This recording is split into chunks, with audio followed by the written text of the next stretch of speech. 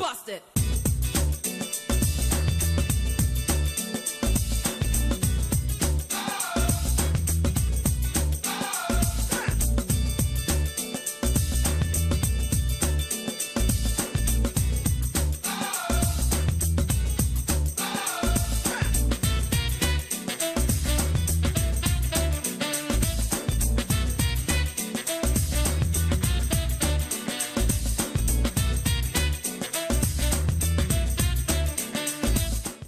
Hello and thanks for staying with us. Welcome to Political Platform. My name is Amechi and it was a beautiful Thursday morning in Abuja. Yesterday on this program, we devoted a lot of attention to a social vice, a problem that is gradually eating deep into the fabrics, the main foundation of our national life. More and more youths, elderly, young people, even leaders resorting to hard drugs. The ban on codeine-containing syrup was an action the federal government took to help to really resolve the situation. One of our listeners spoke with me this morning and said one of the main implications of the ban will be that the drugs will still be available in the black market, not in the open market again. It will be more expensive. The smugglers will have a few days shipping it across the borders of the country, and we know how porous the borders are. It tallies with our submission that yes, banning it is one step, but ensuring that we tackle the problem from the roots is another step. What about the demand? How do we get to a situation where our people are resorting to drugs? So now we have to take a look at some of statistics. Maybe they will help. What is the level of youth unemployment? 7.9 million in 2017. According to the National Bureau of Statistics, about 8 million Nigerian youths roaming the streets. Very conservative figures. Some will say this is too conservative. It may be beyond that, but I have to believe the National Bureau of Statistics. The agency also said 58.1% of our youths are underemployed. They have some employment, but it's not strong enough to cater for their needs. Just employed for some few hours, and you may begin to understand why many are resorting to drugs to find solace in the absence of paid jobs. The World Bank also told us that in 2017, poverty increased in Nigeria. More Nigerians went into poverty, and we have always told you on this program that by 2019, Nigeria will become the country with the highest number of poor people in the world. Are you not surprised that poverty is linked to drug? Well, that's the pattern everywhere. That explains why in slums across major cities, the slums have become hotbeds for the purchase, sale and consumption of drugs. So if we are talking about problem of drug in Nigeria, we should also take a look at the underlying reasons. Part of it is the huge number of unemployed people in the world. It's a national problem that is not receiving due attention. We have been raising the issues here for years, for months, for weeks. Those in authority appear not to show attention, and I also say the wider society appear not to be interested. If you raise issue of politics there, Melaya slaps this person in Senate, Obasanjo tells Buhari this, that's what catches the attention of Nigerians. And we allow the politicians to be guiding us. We do partisan politics instead of policy-based politics. If you talk about taxation or issues of development, even listeners don't show interest. If you ask for mails, if you ask for comments on social media, you see few of them. But when it's just petty, frivolous issues between politicians, we all get sucked in. We need to begin to redirect the pattern and way of politics in Nigeria to begin to take a look at issues, especially those bordering on development. The Nigerian Medical Association yesterday met and insisted that come 2019, every Nigerian wishing to become the president must detail out and explain in full details the plans they have for health sector. Of course, health is key, and we have situations where politicians will come and dance, make merry without really dwelling on the main issues. The INEC chairman also said the issue of debate should be entrenched in our laws in such a situation that those politicians, those candidates that have the habit of dodging, if we use that Nigerian language, missing and not wanting to be part of the debate, must be compelled to do so, because it's through debate that we really get to know what plans they have for the development of our country. Well, we'll be concentrating on these social vice in Nigeria, but we have the other normal political issues that usually attracts our attention. Former President Obasanjo has said recent media reports that he has recanted, that he's now supporting Muhammad Buhari is a big lie, and he will not do that. He also said the president bungled his recent trip to the United States. And the Inspector General of Police, Ibrahim Idris, shunned the Senate for the second time yesterday. Now, you may want to ask what's wrong with our Inspector General of Police. He disobeys the president, he disobeys the Senate 2 times, he disobeys the judiciary. There are judgments from the judiciary, such as the one asking the police to vacate the premises of the Peace Corps of Nigeria. Many of those judgments have come, and for months the police have refused to vacate the premises. It tells you that in this IG has a penchant for disobeying the executive, legislature, and judiciary, and yet he remains our major #1 lawkeeper. What a country we have. Adeba Abodri is with me in the studio this morning. Amishi, I get worried when I see the level of desecration, if I will use that word, of the National Assembly. If the National Assembly, well, for what it's like a judgment from court. Whether that judgment is given by a drunkard or whoever, it's a judgment. It's a judgment. It must be obeyed first, and then you can protest. If the National Assembly is treated with levity, if it's ignored, if it's disregarded, I think it is not good for democracy, which we are fighting hard to sustain. And today is World Press Freedom Day, and you will recall that way back in 1991, the press was gagged in Nigeria, and the Nigerian Union of Journalists then, with the collaboration of some notable newspaper publishers, pushed the case. Nigeria played a key role in the determination of a day for World Press Freedom Day. First at the meeting in the Namibian capital, and I want to recall vividly the role played by the then president of Nigerian Union of Journalists, who is now a member of the National Assembly, Mohammed Sani Zoro, and the publisher of Vanguard newspaper. Many people may not realize the role they play. The Nigerian journalists went to that conference with placards, with billboards, and at the follow-up meeting by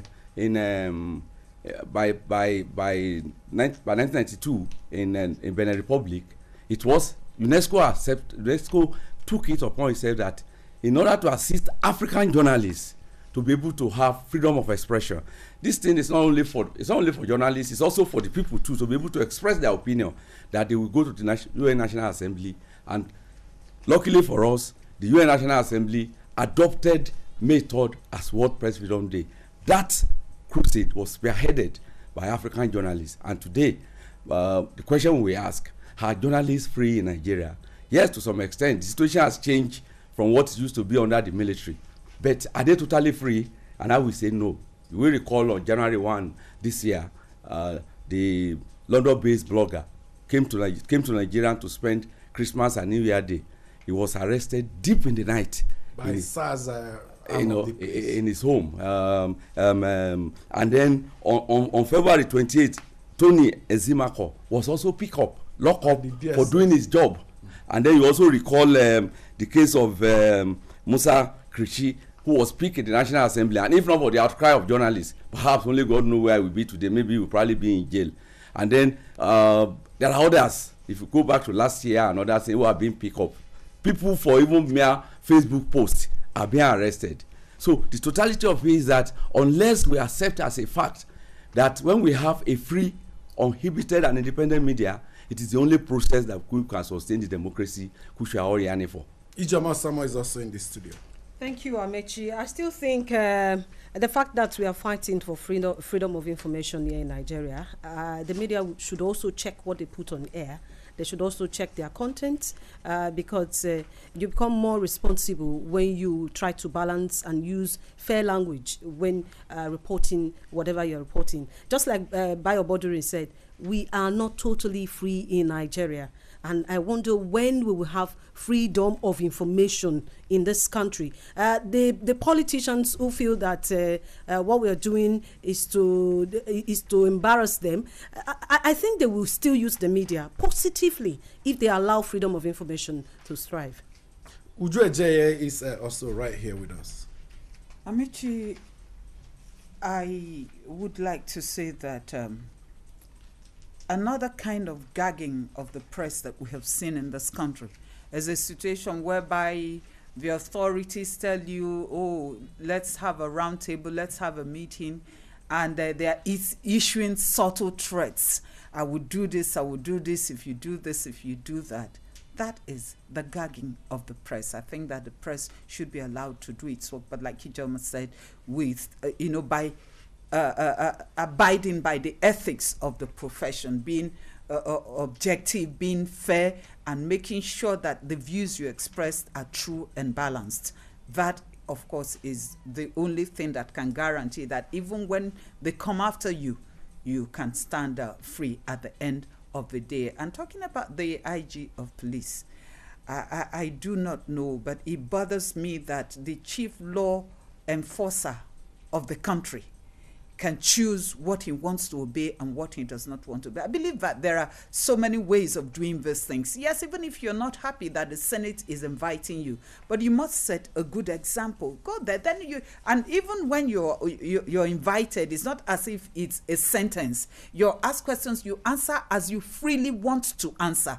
So in giving you freedom to air your own views, you cannot air these views, and you can even behind closed doors sit. It's an institution. You're the chief law enforcer of the country. You also have your men working with these people. So it's something that you can sit, you can talk about, you can thrash out whatever gray areas there are. Instead of this outright shunning, it doesn't speak too well, and then ignoring of court orders. I've never seen this situation, an Inspector General of Police that will ignore the Commander-in-Chief, ignore the Senate, the legislative arm, and ignore the judiciary. It is, for me, a threat to our democracy. Mustafa Mohammed, welcome to Political Platform. Thank you, Amechi and Akwe. If you look at the newspapers today, Obasanjo continues to talk about failure. Buhari has failed this and that. A lot of Nigerians will want Olusegun Obasanjo, the former president, to give index and indices and statistics. This political statement of his should be, disassociated from his ambition of wanting to put another person. Of course, the Nigerian people can decide in 2019 whom they want to choose as their president. Then beyond that, in the National Assembly, a House member, pushing up a motion for the establishment of a university in Ogoja. But I'm more concerned about the bad road to Ogoja, as in which is in Cross River from Benue, or you're coming from Calabar to Ogoja. I'm asking myself, when people don't even have good roads to go to Ogoja, he's thinking about universities. I wonder if he is going to import donkeys and camels for them to, travel on. But the last one is also a case of anti-corruption. Is the FCT minister or the education department of FCT aware that a primary school, LEA primary school in Karu, is charging pupils 500 naira per month as a tax or levy on the benches and tables they sit in the class? Is it not the responsibility of FCT to provide sitting arrangement? Why will any teacher or any primary school authority be collecting, 500 naira every month? This is a corruption. They must investigate that and bring, to answer whoever has introduced that thing. But if it's official, let them also speak for us. This is an allegation the students themselves told you this morning. Exactly, you saw them and they narrated this experience. We hope to get reactions from the necessary reporters. Dino Melaye was arraigned yesterday in a magistrate court. He was granted bail in the sum of 19 million. He met his bail condition. He was released but was rearrested by the police. So here he will be taken to Lokoja for arraignment on a separate charge. He was arraigned for attempting suicide. You can't take suicide in Nigeria. You can't commit suicide in Nigeria. It's an offense. If you try suicide and you fail, then you appear in court, just as Dino Melaye is facing. The police allege that he broke the windscreen of their bus and wanted, and in fact escaped from there in an attempt to commit suicide, and even threatened on camera that he was going to commit suicide. We'll go to our mails now, and some of our respondents today are taxi drivers. My father told me, if you want to really get the real gist about happenings in every society, is that you talk to hairdressers, barbers, or taxi drivers. And some of them have written in this morning to tell us where drugs are sold and who are the purchasers. Thank you very much, Amechi. Welcome to the mail segment. I am Ntenikan Akipo. And I'm Ife Nwangobi. Welcome. We are starting with a mail from Emmanuel or Charifu in Otukpa, Benue State. He writes on the IGP's refusal to honor the Senate, and it says it's a threat to democracy and humanity to disobey a constituted democratic body like the Senate. If Dino Melaye is being charged for escaping from the lawful government agency, the Inspector General of Police should be charged for disobeying the only symbol of democracy, which is the Senate, the people's representatives. The presidency should stop this game of love and hate in this democracy so that the country would not fall. Hope Osamoy from Benin City in Edo State says, I listened keenly to your analysis about drug abuse by youths across the country, and I couldn't agree less with every point raised that unemployment is the major cause of this problem. Majority of these youths are frustrated, confused, and depressed. Many who cannot bear the trauma of being a graduate but still useless to themselves and their family now succumb to social vices of taking hard drugs. Many are still fully dependent on their parents who struggle to see them through school. I want to appeal to the federal government to find a way of curbing youth unemployment in the country, and to also appeal to them to also find a way of retaining the 200,000 youths that have been employed under the Empower scheme, rather than disengaging them after the stipulated period of 2 years. Because I fear for what will become of these youths if they are sent back to the streets. Many may likely take to hard drugs. God bless the Federal Republic of Nigeria. In more reaction, Emeka Nwatu from Gudu in Abuja says, contrary to Uju's assumption that the street kids are the most vulnerable to abuse of drugs, the elites are actually at the top of the ladder. I am an Uber operator here in Abuja. Believe me, the use of codeine is way higher than what the government assumes. From the sex workers to married women down to students who go to most of the highest paying schools in Abuja to politicians, they all indulge in this drug craze. Slums in Gwarimpa, Garaki Village, Durumi, Area 1 Park, Banex in Wuse Zone 2 are all drugs hubs. The government should get serious with the fight of drugs before it drowns our youth. And that's it on the mail segment. Keep your mails coming, send them to politicalplatform@yahoo.com. Thank you so much for your mails, and we continue to lay emphasis on the drug problem in Nigeria. We are being joined via telephone by a pharmacist. Not many Nigerians will know him as a pharmacist. He's a political scientist. And an Islamic scholar of great... A politician. He's everything. An intellectual. Dr. Osman Bugaje, former Secretary of the Action Congress of Nigeria, currently a member of the APC. Thank you so much for joining us on the program. Thank you. So, what can you say is the extent of the drug problem in Nigeria? Well, I think the first and most important thing is that there are lots of institutional weaknesses. Yesterday, the DG NAFDAC was on channel television revealing how many of them were blocked from being at the port. And that the few times she was there, at one time she got up to 33 containers of tramol, which she confirmed leaves the port directly to the north. Now, whether it is going to Zamfara or Sambisa or wherever, I mean, this is a huge national problem. And the fact that there are institutions, including the customs, that are supposed to control this and that they are not doing, means that all this fight against corruption should come back and focus on institutions. Because it is the institutions that are generating and continuously producing the kind of people who will allow these lapses, and the country will be bleeding. So it's important that we focus on the institutions. And one other point I think I must quickly say, granted that with a lot of relief we have gotten this ban on codeine, we have to now move the next step and ban tramol in the same way we did. The tramol that actually comes through the port is not meant for medical consumption. Are you referring to tramadol? Tramadol, yes. Yes. Now that is also important because it's equally dangerous. It comes in large quantities and it has very similar effect with codeine. But the point is, at the moment, and this is very important, there is no proper rehab center in the whole of this country that I'm aware of. We have done some surveys. The government NDLA offices are terribly ill-equipped. They are porous. Now, can you tell us some of the efforts that your NGO has started taking around Kano, putting up neighborhood groups that will stop buying and selling of codeine? Well, some of us have been trying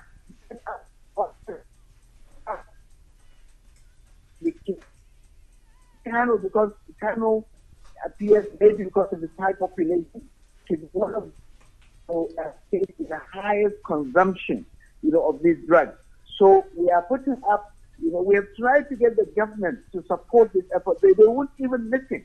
We have reached out to governments, they don't even listen. So we have resorted to doing it on a community basis. We have got a team of experts who have volunteered. We have been working for nearly 2 years now. We have identified the place. We have gotten the equipment. We are working with international bodies that are prepared to help by way of technical advice, and maybe if we are going to use substitution therapy, they are prepared to give us franchise to produce some of these that are used for these purposes. But this point is something that citizens should wake up to. Get the government to, all you require is a chicken amount of, of money, but yet, this government, both state and federal, are not listening. Do you think the ban on codeine would go a long way, or what other strategies do you think we can pursue to really tackle this problem? The ban on codeine is only the first necessary step. You have to now strengthen institutions that are supposed to monitor and enforce this ban. Here, you are dealing not only with NAFDAC, you are also dealing with PCN, that's Pharmaceutical Council of Nigeria. You are dealing with the customs. You are dealing with the police. You are dealing with a number of other agencies, of security. But you have got to find a team that are able to deliver on these things. At the moment, and if you noted, the documentary that was shown that triggered this particular ban, did reveal that a lot of the people who are involved in the codeine trade are actually doing so with the full cooperation of people in NAFTA, people in the police. So I think we need to turn attention to the next few steps, and which is first to make sure that we have people who can actually deliver. These institutions must be people with integrity. We can't all be bad. There must be people with integrity.